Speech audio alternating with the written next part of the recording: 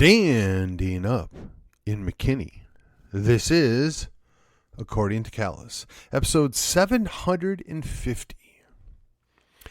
Now, I've been approaching this for quite some time, trying to decide, do I want to make this a special episode? Do I want to do anything extra? You know, I just decided we're going to treat it like any other day. Reason being is we don't know what we're going to be doing tomorrow, right? There are no guarantees that we'll wake up in the morning. And, you know, in light of recent events, it just seems like there's no really appropriate time to celebrate or kick back and think we got this. It just never ends in its surprising changes of pace. Well, okay, let's look at this. So today's episode is going to be entitled Be Alert. Okay.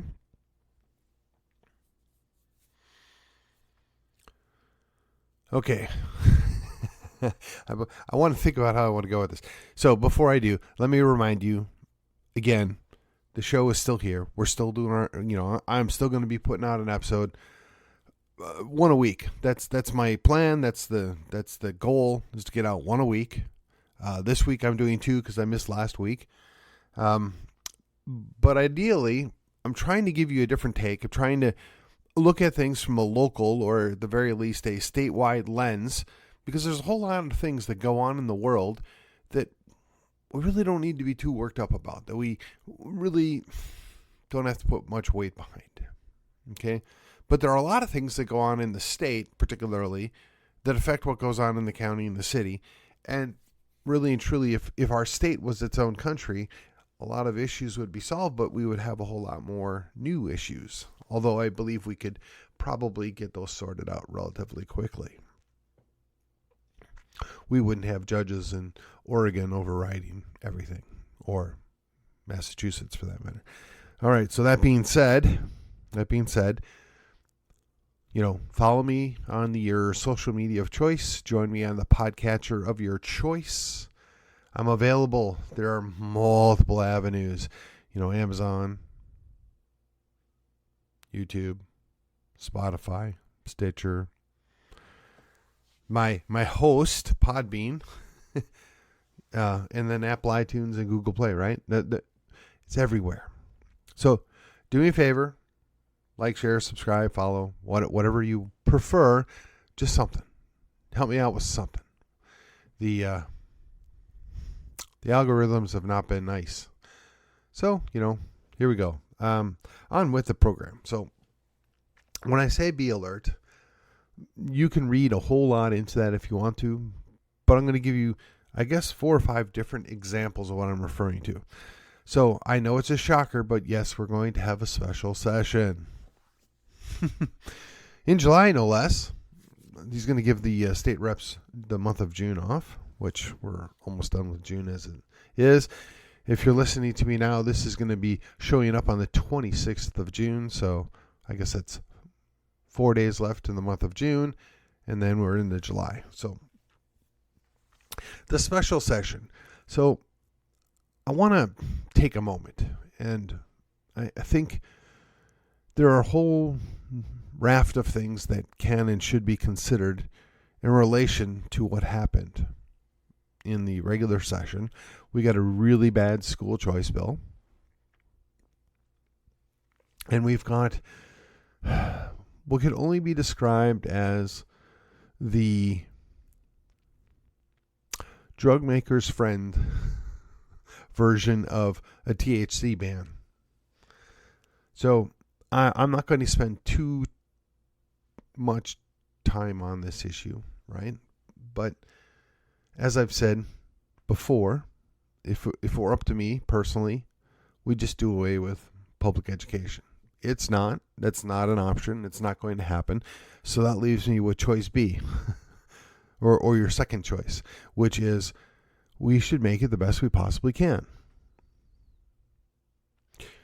So that requires some flexibility. That requires some adaptability. That requires people that can think outside of the box. That requires tailoring it to specifically help students or fit students and their needs, which is near impossible if you do it completely the same across the board in every district and in every school. You're never, ever going to be able to take care of the vast majority of your students because you're targeting the center. So the people that are behind stay behind and are hopelessly lost. Those that are ahead get, I don't want to say strangled.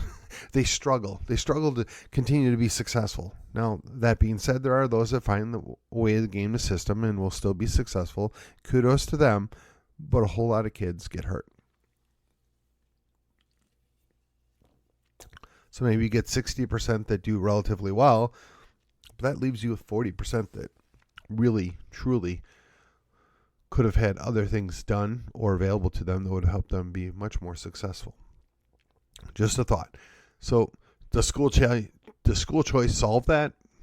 Maybe. It offers some options. But what they came up with is a monstrosity. What they're going to attempt to do isn't going to make anything better. It's more regulation. It's more rules. It's more, quite frankly, garbage and bureaucratic nonsense. It's going to ultimately interfere with your right as a parent to educate your child. The state sees the children as theirs, but the reality is you are ultimately responsible for your children. Now, whether you want to accept that or not, that's between you and God. But for right now, there are other options. Look into them. Item number 2 in the special session. Now, I won't take credit for this, and if I get it slightly wrong, forgive me. I've sourced it from multiple angles. I'm not going to quote them because I've kind of chopped and diced this. But Lieutenant Dan, who states he's completely concerned about our children and them getting their hands on THC items or hemp-based products, wanted to ban it all in its entirety, but the ban wouldn't affect pharmaceutical companies. This is a long story short. Pharmaceutical companies would have an out. So they're going to make it near impossible for you to use hemp products, but you can use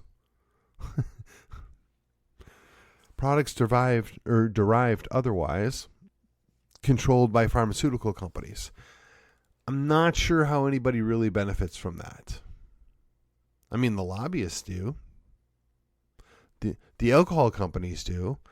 But the mom and pop shops, the average person that, quite frankly, probably benefits in some way, somehow from some cannabinoid product, And to be clear, never tried it, not interested, have zero desire to experience the mind-altering process of that. Haven't been drunk either.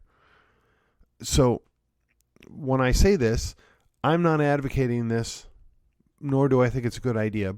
But I'm just going to say from the onset, there are people that can and do benefit from this, and we should let them figure it out. Likewise, I don't support potentially ruining somebody's life because they ingested something when they were 17 years old. Just saying. And again, I don't advocate for the use of it, but I can see where perhaps there are some people that benefit that aren't drug companies. Yeah, so Lieutenant Dan, I appreciate your concern for the children. I do. I hope it's not a smokescreen and distraction, but I can't help but feel like that bill that you kind of got forced through benefited all the wrong kinds of people.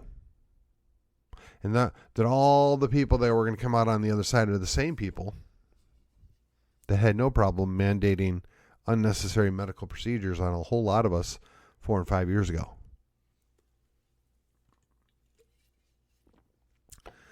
All right.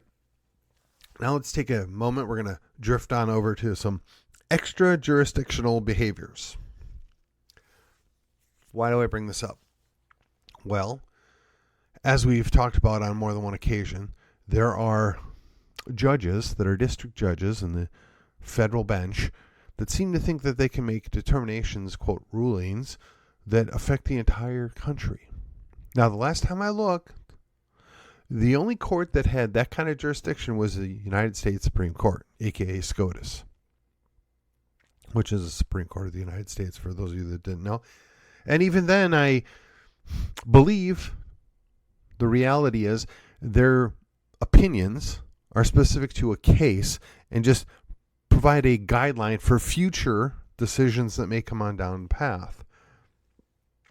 So I'm really beside myself how a single unelected judge in a state can tell the entire executive branch that you can't do something. And we accept that as normal and appropriate. Now, to be fair, the shoe's kind of on the other foot, right? Everybody that was upset about this in the past is happy now, and everybody that was happy in the past is upset now. But consistently, there have been a number of people, Chris Ann Hall, Brian McClanahan, Tom Woods, and a couple other guys and ladies out there that have been very consistent about this, that the courts don't have this authority.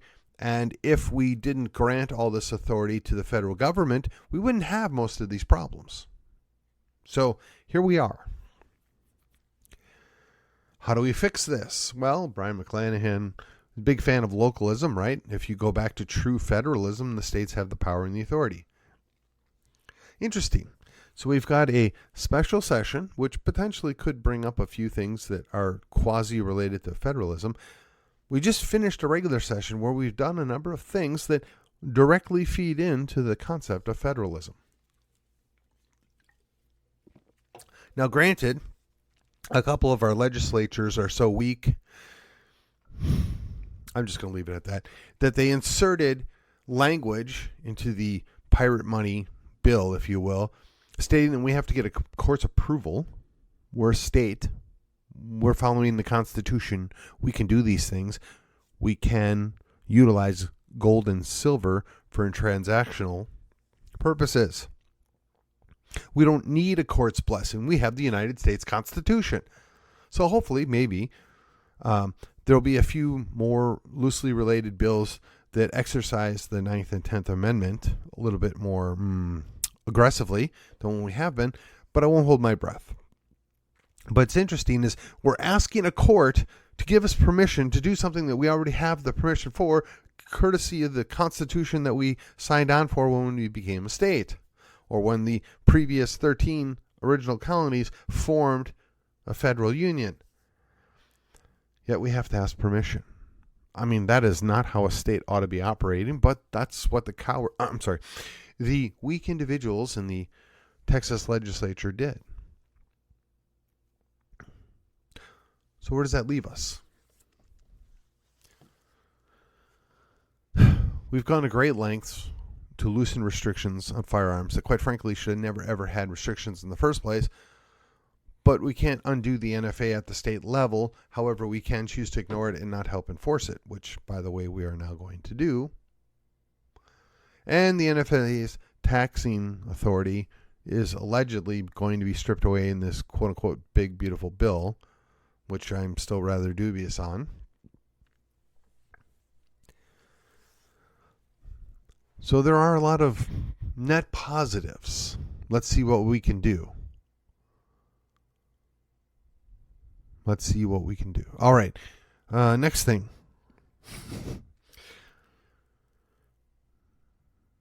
We have more intervention coming our way.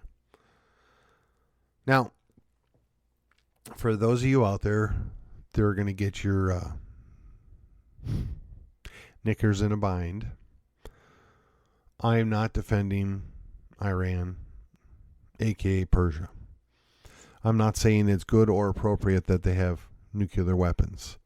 I would point out to you, though, that Pakistan and India already have nuclear weapons, as does China. And I'm just going to go out on a limb here and say that if Iran really wanted such weapons, they probably would already have them, whether they made them themselves or not. No fan of Islam, expansionist Islam, and some of the things that they have done to people. But the reality is we can't stop everybody from doing everything all the time. That's not our job, nor should we try and make it our job, but yet here we are. The sad fact is we feel like we have to interrupt or intervene like we're the world cop. I am not. I'm not in favor of this. I never signed on for this. I certainly didn't like it when it was Bill Clinton, George W. Bush, Barack, Trump 1, Biden, or Trump 2. This is not something that I approve of, nor is it something that I think is a good idea, yet that is where we're at. This is the world we live in, where we feel the need to go override and interfere in everybody else's business. If you're going to put America first, you need to focus on what's going on within our own borders. Starting with making sure that folks that are here actually belong here or have a reason to be here or have a right to be here, and not worry about quote-unquote rights. If I break into somebody's house, they get a right to remove me, not necessarily a right to execute me, but a right to remove me, and then I have to make an argument why I'm allowed in that house from outside of the house. If you don't like that analogy, sorry, that's the best I can come up with on the top of my head. It's surprising to me that a whole lot of people that really ought to know better seem to prioritize the concerns of a couple of Middle Eastern nations over our own nation. It concerns me that the whole world, aka U.S. politics, is far more concerned about a foreign nation than our own nation. We spend a whole lot of time worrying about the borders of Ukraine, Israel, and not enough spending about our own. We decry the people that have gone into Ukraine and changed the demographics and are trying to now revert back to Russia. We don't like the fact that a bunch of people that are of Arab background are moving into Israel to potentially ride it. And we've actually made excuses for the fact that they're expelling them, yet we won't do the same thing, protect our border, kick people out that don't belong here in our own country. I'm very concerned about this double standard. I don't understand it. Now, perhaps somebody's got a very good explanation for it. I just haven't heard it yet. Land of the free and home of the brave. Yes, perhaps, maybe. But if there's nobody left that subscribes to that, what good is it? When you're moving people here, there isn't magic dirt that turns them into good little Americans. The proposition nation myth is not doing us any favors. There are a whole lot of people that could say they were brought here against their own will. And my answer is, you're right. It's unfortunate for something that happened 100 or 150 or 200 or 400 years ago. I'm not responsible for it, but I'll offer you this. You can accept where you're at now and do the best you can with it, which is what I do every day, do the best that I can. Or we can perhaps get you a free ticket to wherever your family originally came from and see if you'd prefer to go back there. I mean, it's not lost on me. There's a whole lot of people that are coming to these United States for noble and good purposes that have zero desire to go back to where they came from. Yet when they get here, they're not hating on their new host country. They're not upset about their adopted homeland. Yet we have a whole lot of people that have been here for generations that find it cool to hate on the people that took them in. And again, I am aware there was a whole lot of people that were brought here not by their own decision, but there was a whole lot of other stuff going on in the background there that precipitated them coming here in the first place. So if you want to be angry at we, the people of the United States, fine. You have a right to be, but you also need to be angry at the very people that sent you here in the first place as well. Just saying. There's more than one party involved. There's more than one group involved here. All right. Last thing, because I'm probably into it deep now, but since we're there, we might as well just embrace it wholeheartedly. I made a reference to Mark Levin the other day. Now, typically, I don't bring up people that are on the radio or even podcasts that I don't agree with or I find challenging. I just ignore that, and I focus on people that said something good or something that I appreciated or I'm generally aligned with. And I reference them because, one, I want to help them and I want to build their audience from whatever my little help makes a difference. And two, I think there's a certain synergy because whatever basic information you're getting from me, you can get a whole wealth of information from the people I generally reference. So that being said, I've heard Levin trying to equate the word neocon with another word that begins with N. I'm sorry, I don't see it. First of all, the folks that coined the term neocon, Irving Kristol and his friends, were proud of it. They owned it. I guess, if I remember this correctly, they were Trotskyites who were anti-communist liberals who, quote, converted to be more conservative than communists, aka neocons or neoconservatives. But one of the interesting things about the neocons all this time has been they have no qualms about foreign adventures. They have no problems with sending our young men and young women overseas to go die. They have no restraint when it comes to interfering in other people's business in other people's countries. And they force us to take on that burden. So I'll simply say this. Much like many other chicken hawks in the past, unless you're going to volunteer to lead troops and go do those things, I don't want to hear from you. Unless you're going to sacrifice your own sons and daughters to go do whatever it is, I don't want to hear from you. I have a lot of contempt for people that would say we need to do X, Y, Z, yet they themselves will never, ever have to put any skin in the game. There are a whole lot of young men that went and fought in other people's wars, some black, some brown, a whole lot white, and they were all on the same team. They may have had some problems amongst each other, but they all understood who the enemy was. And then when they came back, a lot of them were left considering the idea, did we do the right thing? What was the outcome worth it? Was the cost worth it? I can't answer that question. I didn't serve at wartime. I didn't go overseas. I don't feel comfortable presuming to know what other people think, but I think you have to be fair and consider what were their thoughts on the matter. What is their experience? Do we perhaps want to give a little more weight to the people that actually went there and did the work? Do you want to acknowledge the sacrifices that those families made before you go marching us off into something else?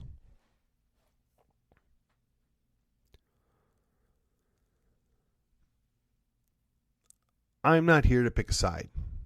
I mean, whether it's the Ukraine-Russia situation or Iran-Israel thing, I think it's more or less understood one side's more wrong than the other. They've been fighting with each other for quite some time, and our meddling in it isn't going to change anything.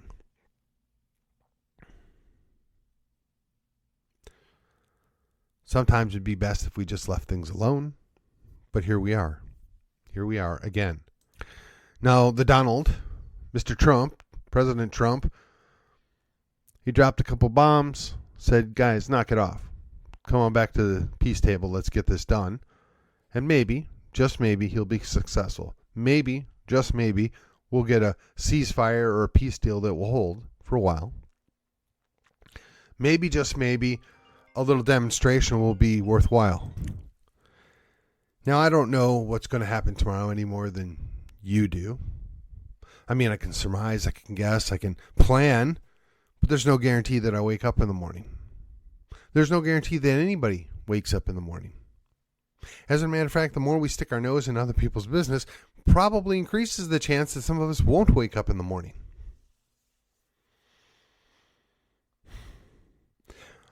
But I'm also a realist.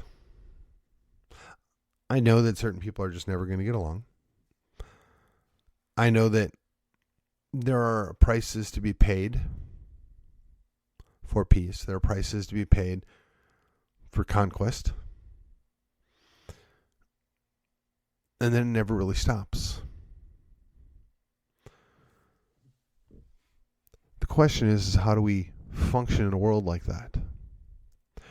You know, you plan for peace, you plan to do the right thing, you plan to take care of your family, your community, with the understanding that there's no guarantees in life.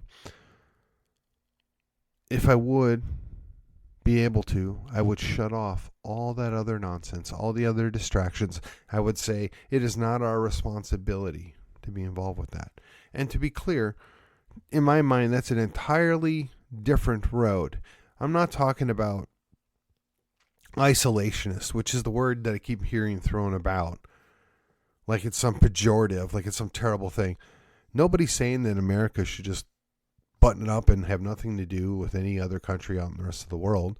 What we're saying is we should be a non-interventionist entity, which is to say is we shouldn't be sticking our nose in other people's business and other people's battles, and we should sit from the sideline and be friends to all. There's a huge difference there. And the people that seem to have the hardest time doing that and understanding that point of view are the very people that get upset when they're properly labeled as neocons. The term that they coined themselves, the term that they christened themselves, the term that they used to be proud of,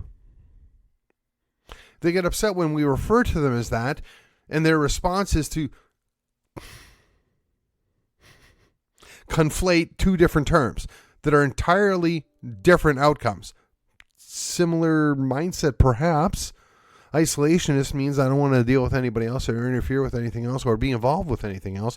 Whereas an non-interventionist says, we're going to trade with all, we're going to partner with all, we're going to do all these different things. We're just not going to stick our nose in your business, tell you how to run your country, and help you in a fight with another country. We're just going to stay out of that. That's not our business. We have no point being there at all.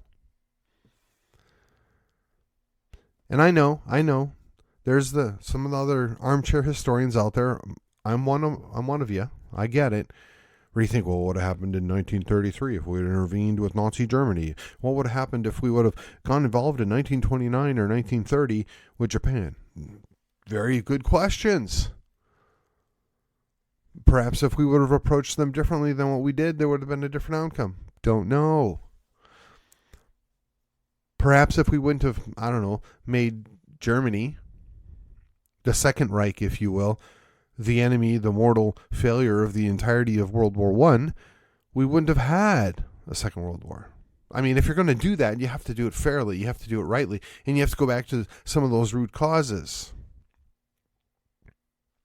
We very nearly had a socialist revolution throughout all of Europe as a result of World War I. So it was only a matter of time until there was another conflagration that directly came out of World War I. It upended so many centuries of power and control that existed in Europe and had repercussions across the rest of the world. But again, if some of those countries would have just minded their own business and stayed out of everybody else's business, perhaps it would have been a different world. But we won't know. We weren't given that option.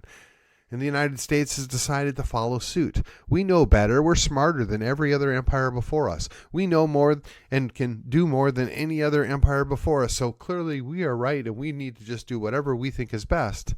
Darn the consequences, full speed ahead. Yeah, I didn't sign up for that. Now, insofar as the Donald is not Kamala, insofar as Mr. Trump is not Mr. Biden, insofar as Mr. President is the president, to a degree we go along with the party here. We just accept that that's where we're going. And we, quote unquote, trust that there is a plan because we don't have any other choice. But one thing I am certain of is every leader before him wasn't working for us. I mean, just look. Going all the way back to the guy that succeeded Reagan. Every one of them had ulterior motives. Every one of them had other plans. Every one of them appeared compromised. Now, I have no doubt that Donald Trump is not perfect. I have no doubt that there isn't something going on there that we don't know about. But at least he pretends or puts on the pose that he's there for we the people, that he loves this country and that he wants to do what's best for this country. He says the right things, and most of the time he appears to be doing things that are on track with what he's saying. So much like Governor Abbott, they're not perfect. I don't get everything I want. But as long as I get wins, as long as we keep moving in the generally the right direction, I'm going to bide my time and trust. But you have to be alert, right? We're going to go back to the original thing here. You have to be alert. You need to pay attention. You need to follow along. You need to see what's going on. There's a lot. There's a lot. It's overwhelming. I can't even begin to tell you all that's gone on in the last couple of weeks. Nor can any one specific individual cover everything that's gone on. But just pay attention. Be alert. The only thing we can do is every 2 to 4 years, hold them that we have elected accountable. Did you do what you said you were going to do? And did you support the things that we told you we wanted you to do and support, which is why we voted for you in the first place? That's really the other option that we have. The concept of having a soapbox, a ballot box, a jury box. If you don't know what the fourth box is, you need to look it up. And we need to all pray that it never comes to that fourth box. This country's been there twice before. I don't think we want to revisit it now.